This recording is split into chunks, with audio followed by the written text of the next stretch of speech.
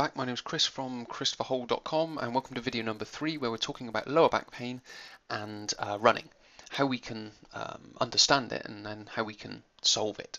Now in video number 3 I'd like to talk about the hamstrings because there's a lot of runners out there that have tight hamstrings. They'll openly admit it, and in some ways it's useful, but in some ways it can be of a hindrance. Now with regards to the hamstrings, running and low back pain, what they can be acting as, now this isn't sort of a definite universal principle for everyone, but one thing they can be doing is acting as a dominant muscle, and this is known as synergistic dominance. So as a part of hip extension, they can become more active than your glutes. So the glutes would be the prime mover, a synergist is like an assisting muscle, and the hamstrings can become that synergist, that assisting muscle. But what happens in synergistic dominance is the synergist, the assisting muscle, becomes dominant. So these three hamstrings can become overactive. Now, what can then happen is obviously they'll then feel tight. And what most people do is they then go to stretch these tight, or what they think are tight muscles.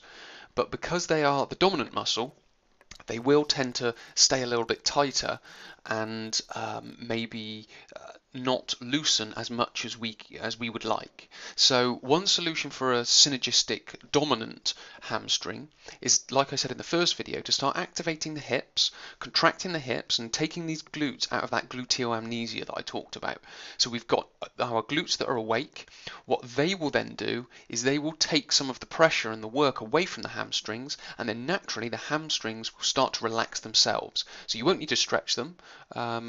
It will just be a simple case of activating the glutes. That will take the pressure away, and then what can then happen is they'll start to loosen. Now again, like I said, that's not a universal principle. It's not the same for everyone.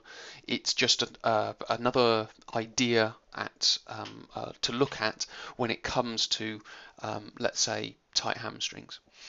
Another thing that tight hamstrings can be doing, because we've got the gluteal amnesia, is they can be in a position to stabilize the hip, which is up here, the pelvis. You can just see one side of the pelvis here. If I had the other leg, you'd see the other side of the pelvis. But what they can do is they can attempt to stabilize the pelvis. So if we've got this gluteal amnesia, so our glutes are asleep, our external rotators, which basically connect our femur here all the way across onto our pelvis here, those are there with the core to make your pelvis stable.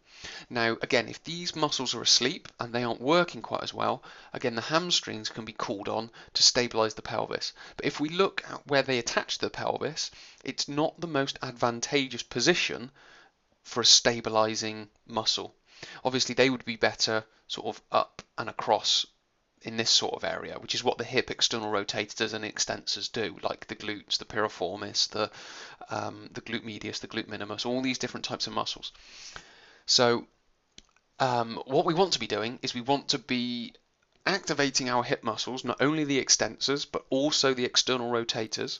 So we want to be activating all of those so we can make our prime mover more dominant, and we can also bring a little bit more stability to the hips. What that will do, that will reduce the pressure on the hamstrings, and then we won't have to stretch them as much because they won't be as tight, because the hips will be doing their job that they aren't at the moment. Now, just as sort of a clarifying thing, that doesn't mean never ever stretching your hamstrings. It's just looking at it from a different perspective with a fresh idea and understanding that your hamstrings may not be tight because they're tight muscles, if that makes sense. They may be tight for some other reason. And if we can remove that reason, we can remove the tightness. Okay, so thanks for watching. In the final video, we're going to be looking at sort of the upper body posture.